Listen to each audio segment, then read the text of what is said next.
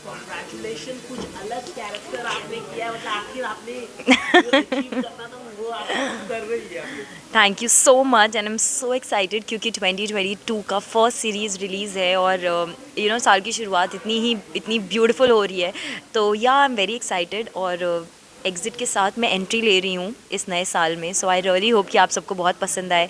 Also काफ़ी जैसे अभी मैंने रिसेंटली ऐसा बोलना स्टार्ट किया है, सोचना स्टार्ट किया है कि अपने कंफर्ट जोन से थोड़ा बाहर जाना ज़रूरी है because that's where the magic happens. तो मैं आज तक बहुत ज़्यादा अपने कंफर्ट जोन में थी। अभी भी आई वुड नॉट से कि मैं एकदम ही बिल्कुल तोड़ के बैरियर तोड़ के बाहर निकल गई हूँ, but this is like something I really enjoyed and I wanted to give it a try. So here is my try and I hope कि आप लोग को बहुत पसंद आए। ओके, जब आपने ये कैरेक्टर दिया था वो क्या था रिएक्शन उसका बेसिकली? तो जब भी मुझे नरेट हुआ था ये कैरेक्टर तो मैं सिर्फ सुन रही थी and I was like have you seen my work में, क्योंकि कई बार ऐसा होता है कि आप जिसको कॉल कर रहे हो तो उसका काम नहीं देखा होता है, तो आपको एग्जैक्टली पता नहीं होता है। तो मुझे लगा इनको लग रहा होगा कि मैं थोड़ी ज़्यादा कूल या सिर्फ मेरी इंस्टा पिक्चर्स देखी होंगी, मेरा काम नहीं देखा होगा टीवी पे, जो ये मेरे को ऐसा ऐसा कुछ वैसा कैरेक्टर ऑफर कर रहे हैं। बट जब मेरी डायरेक्टर सर से काफ़ी बात हुई and he actually explain and it's such a beautifully written character. हम लोगों ने इतने चेंजेस किए हैं सेट पर, सर ने उसको और एनहांस किया है कि मैं इतनी खुश हूँ कि थैंक गॉड। क्योंकि क्या होता है ना, फर्स्ट टाइम आप डर जाते हो और आप तभी मना कर देते हो and then you don't know कि वो अनफोल्ड कैसे होगा। पर मैं आई एम सो ग्लैड मैंने ऐसा नहीं किया।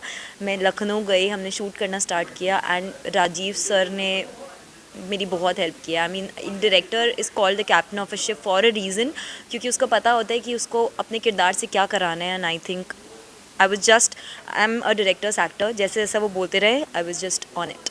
ओके, थोड़ा अपने कैरेक्टर के बारे में बताइए। डिटेक्टिव आप दिख रही है, और तो कुछ ये कितना आपने मतलब काम किया अपने इस कैरेक्टर के लिए? मैंने इस कैरेक्टर के लिए सबसे ज़्यादा जो डिफ़िकल्ट काम किया है वो एक्चुअली एक्टिंग नहीं, वो स्मोकिंग है। क्योंकि मैं रियल लाइफ में टोटल नॉन स्मोकर हूँ, मैंने लाइफ में कभी स्मोकिंग नहीं की।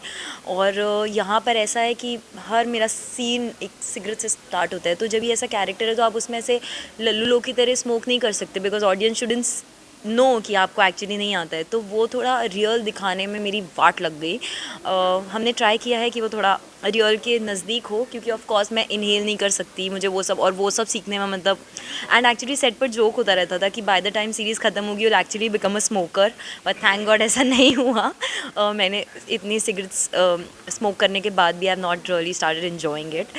तो या ओके, कैरेक्टर तो आपने बहुत ही अच्छा किया, लेकिन आपको लगता है इस कैरेक्टर के बाद आपके लिए एक नया दरवाज़ा खुल जाएगा वेब सीरीज फिल्म के लिए? मुझे लगता है कि दरवाज़े मेरे लिए काफ़ी दिन से ऑफ़र हो रहे थे, खुले ही हुए हैं। God has been very kind like that. लेकिन मैं ही अपनी मैं काफ़ी चीज़ों को मना करती जा रही थी एंड यहाँ पे मेरे को लगा that I think now it's time that I should just start doing something different, something new, जो कि स्टिल मेरे कंफर्ट जोन में हो लेकिन कुछ अलग हो जो मैं अभी तक नहीं किया है।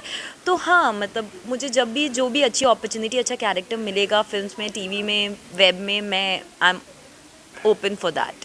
ओके, जैसे कि आगे की क्या प्लानिंग है, कुछ नया कोई यार आगे? ये कोविड वोविड के जितने भी लास्ट के हमारे 2 साल गए हैं ना, मेरे को लगता है जस्ट कोई आगे की प्लानिंग करने की ज़रूरत ही नहीं है। God is there to plan for us. अभी आपके पास राइट नाउ जो आ रहा है, जस्ट डिसाइड दैट ये करना है आपको, नहीं करना है तो just give your 100% in that. बाकी ज़्यादा आगे क्या होगा क्या, क्योंकि हमारे प्लान्स के हिसाब से वैसे भी नहीं चलता। किसको पता था कि ऐसे 2-3 साल हमारे ऐसे निकलेंगे। सो आई जस्ट, इस कोविड ने मुझे सबसे ज़्यादा जो सीख दी है वो यही दी है कि just live in your present and make the most out of it. So I am doing that. Okay, big